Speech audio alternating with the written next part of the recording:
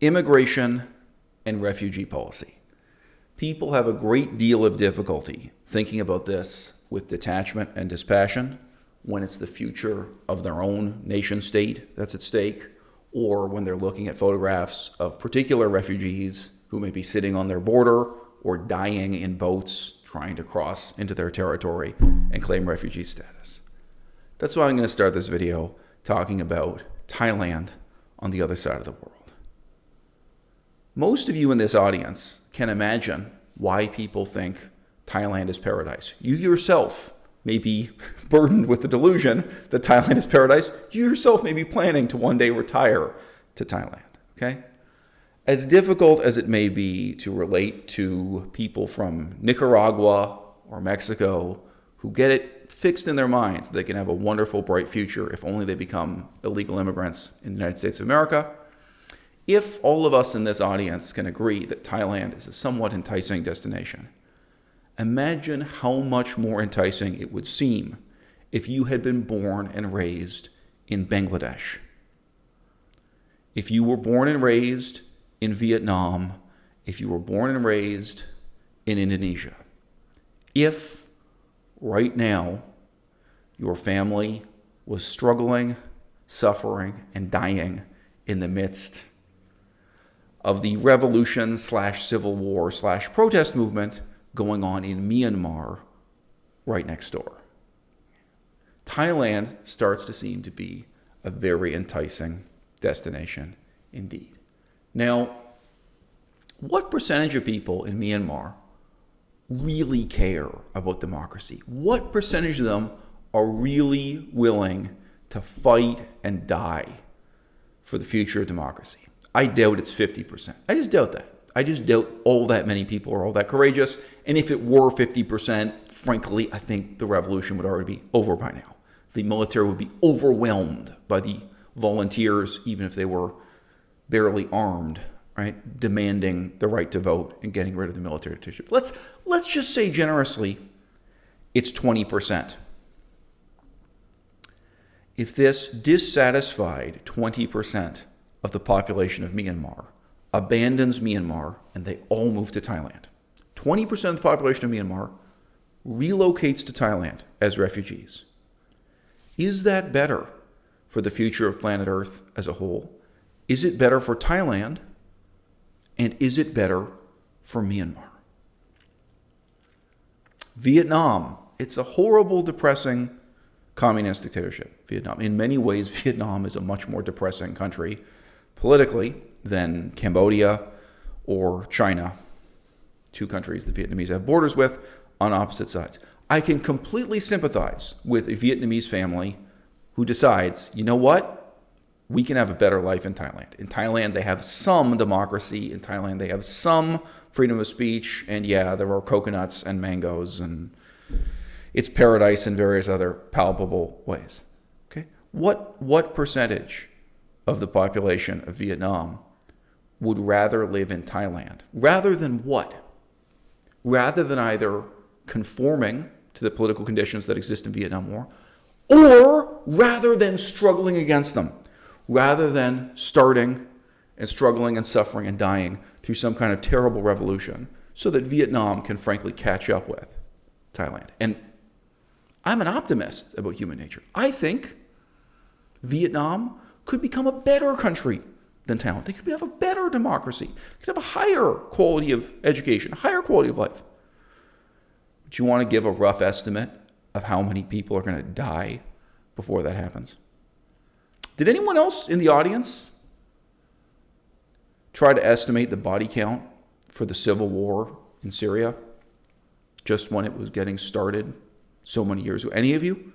Did any of you actually estimate higher than what the body count now is? No? Okay, for Vietnam to make the transition from communist dictatorship to democracy, it's not going to be tens of thousands who die. It's going to be hundreds of thousands who die. Right now in Myanmar, how many people are going to have to die? And guess what? This idea we have of refugees and migration, it's really kind of sort of the coward's way out, isn't it? And on a face-to-face level, I sympathize. I understand how hard it is for people to make this kind of detached assessment of the situation. I know how hard it is for people in Texas to say, well, look, Venezuela is a disaster, but the solution is not for 20% of the population of Venezuela to relocate to Texas as refugees. That can't possibly be the solution. Cuba, I do not know what percentage of the population that was in Cuba around the year 1950 is now in the United States of America, or now has their descendants living in the United States of America. It's a significant percentage. A significant percentage of the total population of Cuba has relocated to the United States. The tiny country of Laos, still a communist dictatorship, a very significant percentage of their population over the last 50 years relocated to Thailand. I've seen attempts to estimate that. But yeah, millions of people can transfer between locations. The tiny island of Cyprus. How many Cypriots now are permanent residents or citizens in London, England? It's a huge percentage of the populations. A huge percentage of some of these countries has relocated. It can happen. And right now, frankly, if the United States allowed it or encouraged it, you could take on 10%, 20% of pretty much every single one of these countries south of the equator, but most obviously Venezuela. And likewise, within Southeast Asia right now, most obviously Myanmar, because that's where, normal social mores are collapsing, right? But sometimes normal social mores are intolerable in and of themselves. What if you were born in Indonesia and you happen to be gay? How much more comfortable would you be in Thailand as a homosexual than in Indonesia, right? This is kind of the easiest example, because what if you're born in Indonesia and you're just a free-thinking atheist intellectual? What if you're a heterosexual guy, kind of like me? I actually don't think I'm that special. You know what, guys? I think on the level of values, I think there are guys just like me who are born in Muslim-majority cultures, whether that's in Saudi Arabia, Malaysia, Indonesia, or anywhere else. And you know what? I know. You can actually Google around the internet. Some of those guys fantasize about starting a new life in Japan. It's normally Japan because they have Japanese cartoons on TV in Indonesia. Heavily censored Japanese cartoons.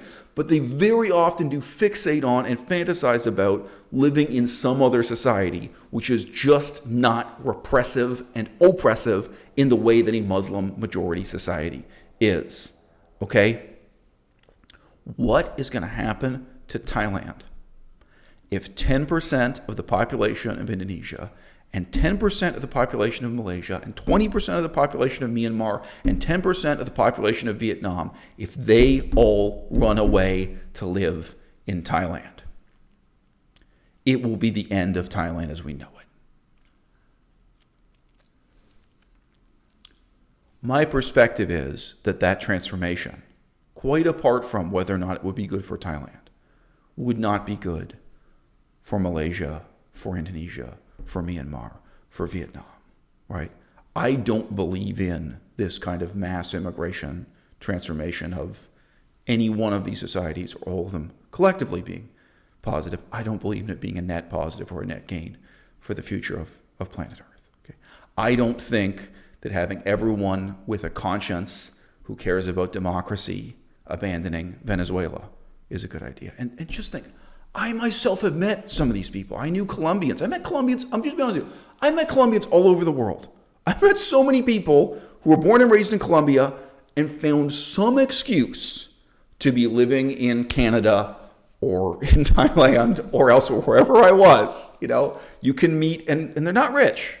People who got a few dollars together, got enough money together in the bank to migrate and live and work somewhere else. And you know what they were doing? They were giving up on the future of Colombia, which is going to be a tremendous struggle, right? We have this image in our heads that refugees are the poorest of the poor. And in terms of what social science research shows us, that is absolutely never the case, right? You're looking at the people who at least have enough money to make this kind of relocation and start a new life. Very often, or I shouldn't say very often, disproportionately, you are often looking at the talented tenth of that society. You're looking at people who are medical doctors and architects, People who have a higher level of skills and education, partly because they may believe that if they could run away to live in England or run away to live in America, run away to live in town, that they could live as good and a better life once they got there. All right, you are very often looking at the brain drain phenomenon. And even places like Jamaica complain of this, and Jamaica itself has a case to be made that they come closer to paradise than most countries on this planet. And they also struggle with the fact that their most educated, most skilled people, instead of staying and struggling for a better future in Jamaica, they run away to live elsewhere in first world, decadent democracies. Okay? The concept of mass immigration entered into Canadian politics, and I think, honestly, it's only now in 2021 starting to have currency in American politics. It entered into Canadian politics from England. It was really Nigel Farage, the leader of the Brexit movement. Just to be brief, he's led a series of political parties trying to get England to exit from the European Union, and as you may know, he eventually succeeded. He started reasoning in this way, talking about mass immigration, precisely because he does not fall into the stereotype of supporting an isolated, monocultural, white nationalist ethno-state, right? There's a very deep assumption that people find difficult to struggle against in the 21st century, that either you support a cosmopolitan, multicultural, globalized world, or you are some redneck retrograde who wants a homogenous, monocultural, whites-only ethno-state. All right? What Nigel Farage had to argue for, and his whole political career, he has had problems of being tainted by racists in his own party, that his political parties obviously attracted different kinds of neo-Nazis and white supremacists. He had to make clear and again, no, that's not the agenda he supports. He had to make clear, look, the contrast we're talking about is not between cosmopolitanism and isolationism. No.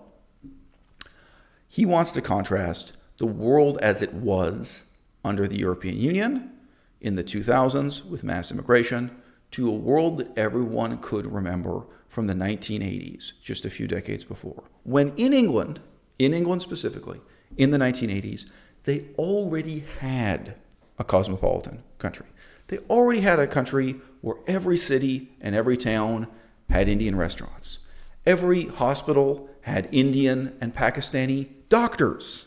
The British military had large numbers of Nepalese men, famously. But they had military recruits from around the world in the former British Empire. London was already full of Chinese restaurants and Thai restaurants. London had predominantly Jamaican neighborhoods. They had African immigrant neighborhoods. People did already live in a multicultural, cosmopolitan society in England in the 1980s. But at that time, he's saying, they had moderate immigration. That's what he wanted to go back to, as opposed to mass immigration. And mass immigration is the phenomenon where you have so many immigrants coming in that the challenge for the school board is no longer having a classroom of 30 students, 2 of whom may be Pakistani immigrants. The problem is you have a teacher, and now it's 28 out of 30 students are new immigrants. 28 out of 30 students don't speak English as their first language, and they may bring with them political values that are incredibly challenging for the education system to handle. They may bring with them anti-Semitic conspiracy theories passed on to them from their grandparents and parents. They may have anti-Semitic conspiracies about current world events like the September 11th attacks in New York City, right? They may blame Israel for all kinds of things you can't believe anyone would blame Israel for, but their family has just immigrated from Pakistan or wherever they're from, and they have brought with them a whole set of political, religious, and cultural values. And it's not merely that these things don't assimilate into British culture, so the example. They don't want to assimilate. And why should they? Again, this may surprise some of you in the audience. I'm not pro-assimilation. And I'll invite you to just think this through. If I decide to retire in Thailand, not impossible, I already speak the Thai language well enough, with a heavy Laotian accent. Really, I speak Laotian, but I can make it sound like Thai. If I decide to retire to Thailand, am I going to try to assimilate into Thai culture? If I have a child and I raise my child in Thailand, am I going to give my child an education that revolves around ancient Athens and ancient Rome and our tradition of philosophy and democracy, centuries and centuries of accumulated wisdom and heritage that comes out of what I think of as my background, right? Am I going to teach them that history, that politics?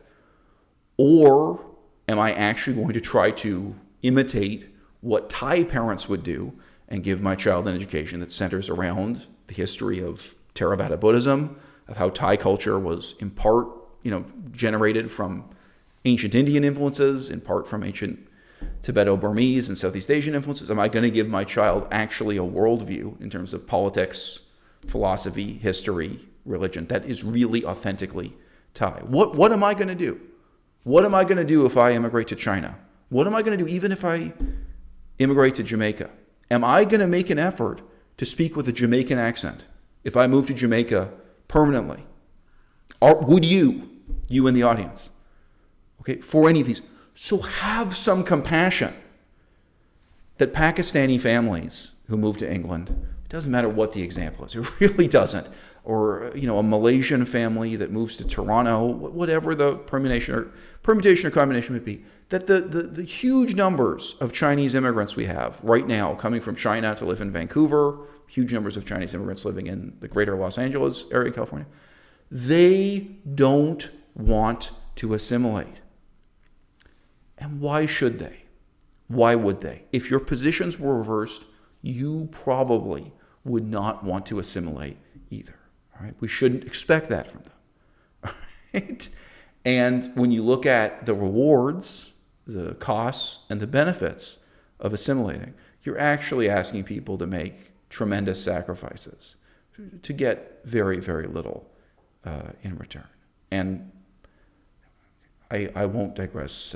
I won't digress further on that. But having sympathy for all sides.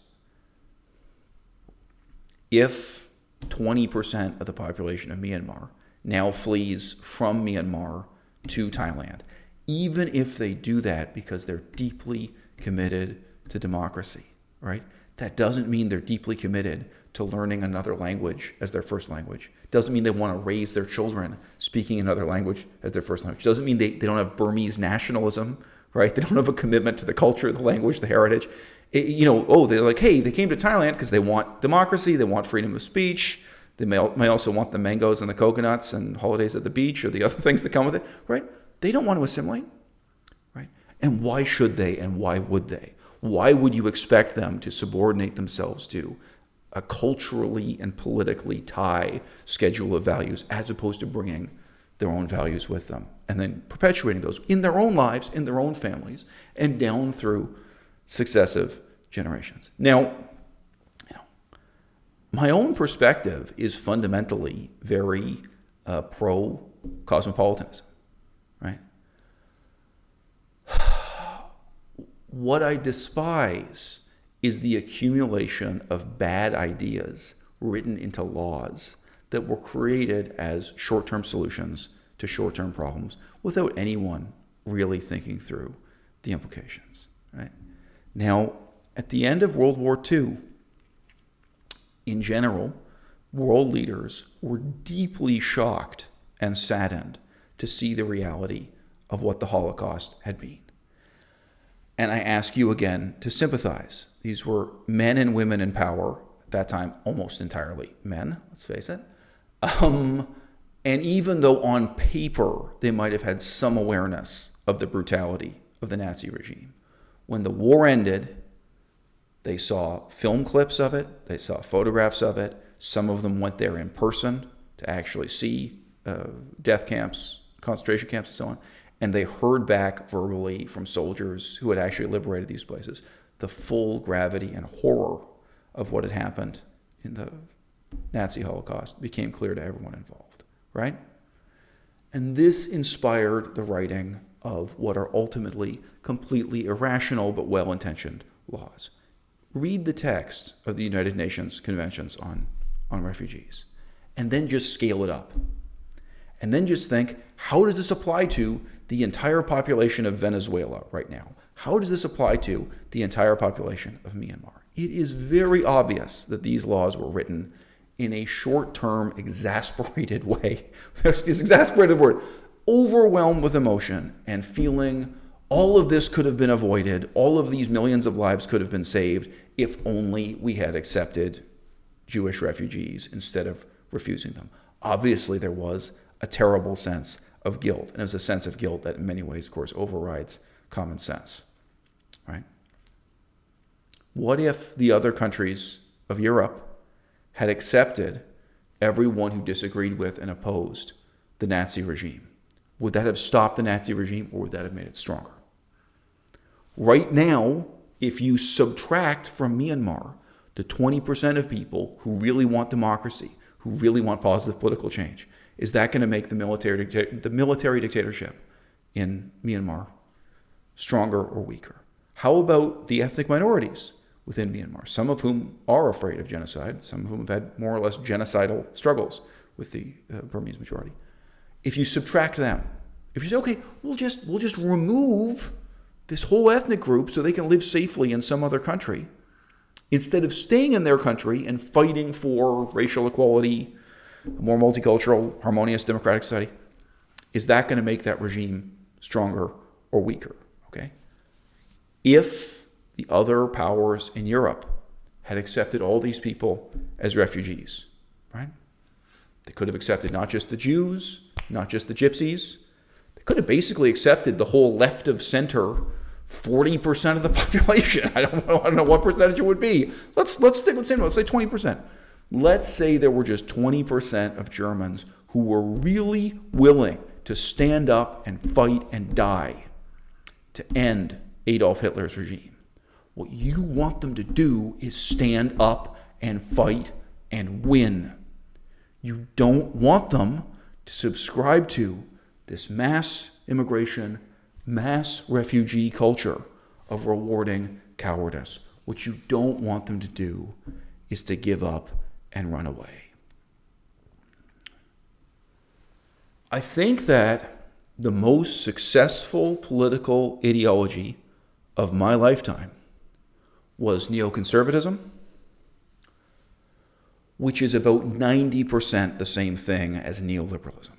We could tease out some small differences, right? Neoconservatism and neoliberalism, they are very nearly two heads of the same beast.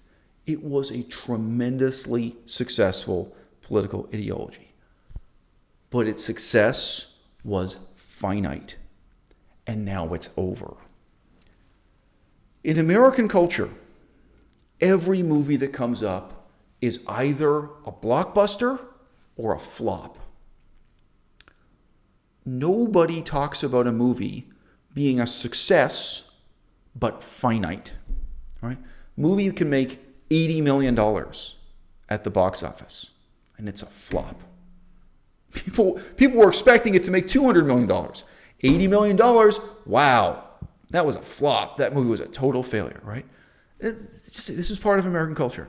Everything is thought of as either a huge success or a failure, right? And we seem to have difficulty thinking through things. Like, you know what? This was a success, but the success could only go so far, and then it ran out of gas, it ran out of steam, however you want to put it, then it was over, all right? Neoconservatism and neoliberalism completely embraced this idea of mass immigration. They really are what created a consensus that lasted for decades across the left and the right that we would all have a better society if we embrace this model of mass immigration. And the exceptions are very few. Japan is one of the few, democracies that completely rejected the mass immigration model of economic and social progress. Okay? Now, what did it promise?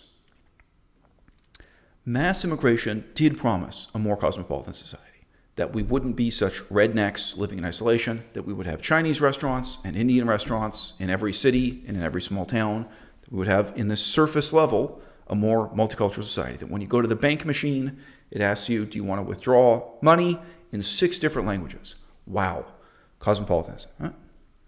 It also promised us lower wages, right? This is the dark side of neoliberalism. Okay? It promised us a society where new immigrants and refugees would not come to rule over us as our masters. No, it was very much an explicit, overt part of the neoliberal plan that they would come into our society and they would take up the lowest paid jobs that allegedly, right, white people in the United States of America didn't want to do, white people in England didn't want to do, right? So it was unequal in a hierarchical and frankly oppressive way. Now, there are some exceptions to this. There were people who came from India and became surgeons at hospitals. There are people who came from all over the world and did take up elite positions in the economy, right? When I lived in Thailand, all of the dirtiest and most dangerous jobs were done by Burmese people. And this was an accepted fact, a society seen universally, right? You had a racially stratified society. And there were some strata in the middle, too. In Bangkok, I already mentioned this, I spoke Laotian. You know who else spoke Laotian? All the taxi drivers. Obviously not 100%, but there was this weird pattern where like, oh, in this province of Thailand, all the construction workers are Burmese. All the taxi drivers are Laotian. Like sector by sector, there are these strange, quiet, humble people who got there, very often as refugees, sometimes as economic migrants resembling refugees, very often as illegal immigrants or people who just never had any paperwork in their life one way or the other. They may have never had a passport. I remember going into a bicycle shop to get repairs done to my bike. It was quite an expensive bicycle shop in Bangkok, Thailand. And all of the low, humble workers who were doing the heavy lifting, they all spoke Laotian. And it was the strange thing. So I walked in, I was speaking Lao, and they were so delighted to hear their own language instead of speaking Thai or instead of speaking English. You know, they responded to me so warmly, but I could see that they were really afraid to speak Laotian back to me. That they were under some orders from their boss. No. When there were customers in the store, don't speak that foreign language. Like either pretend you speak Thai or don't speak anything else. It was this really strange situation. And the owner of the store, as I recall, I think was actually ethnically Chinese, a Sino-Thai person who was wearing a sharp business suit in contrast to these people handling the bikes. And it was just strange. I was talking to them, and my ability in Laotian was limited, but I knew everything to say about repairing a bicycle. It was some of the first vocabulary I memorized, how to fix the gears and fix the tire and this kind of stuff. Air pressure, I mean, it's weird vocabulary. It was some of my best vocabulary in the Lao language was talking to these guys about the repair. And, they gave me a discount, the workers, because they were just so delighted to have a white man who spoke their language. But I remember just the really strange, saddening, feudal sense of oppression between social classes and how they related to their boss, and how they looked at her and looked at me and were afraid to speak their own language in the workplace. And obviously, I don't know, Occam's razor may be that they were there either as illegal immigrants or refugees in some uncertain pattern. All right. I think the saddest and sickest part of the old neoconservative, neoliberal model of globalization of all is just that it had no point. It had no goal. It had no future. It had no model of what the future society was supposed to be, right? Do you want to live in a province like Ontario where white people own the farms and don't work on the farms? I just saw footage from Michigan. The farms are owned by white people, and mysteriously, all the workers are either Mexican, Nicaraguan, or otherwise from further south of the border and don't speak English. In that case, they were saying they came on these special work visas. They weren't illegal immigrants. So you have a society where white people are the owning and exploiting class, and they're the ones making money out of the cherries being harvested or the broccoli or whatever it might be, right? But it's not that the white people who go to university are working on the farm during their summer holiday as a part-time job. It's not that you have citizens who have all the rights to complain to government and unionize and vote and everything else coming to work on your farm. No, you have this separate stigmatized, frankly oppressed social class doing the low-wage labor within your society. All right. Now, whether or not this was envisaged by the neoliberal and neoconservative generation, right? That is the model of a society that we're living in right now.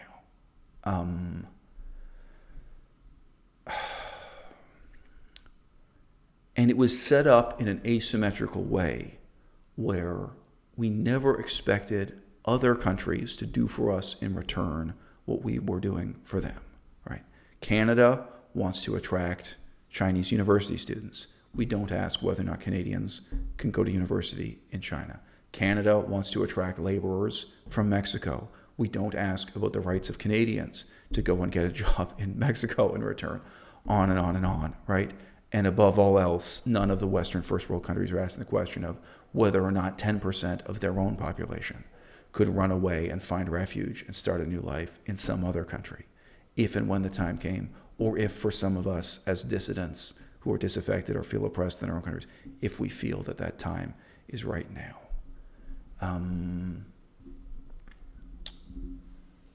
So the concept of mass immigration, which is now ineluctably tainted with its association with right-wing and racist groups, it's going to inevitably have to be defined and deployed again, because we have to create a middle ground. We have to create a way forward for politics that is neither based on a stereotype notion of a globalized cosmopolitan society, a borderless world where there's unlimited immigration in all directions at all times, nor based on the stereotype of rednecks who want to live in a monoculture where everyone speaks the same language, where nobody sees a foreign face or eats at a foreign restaurant.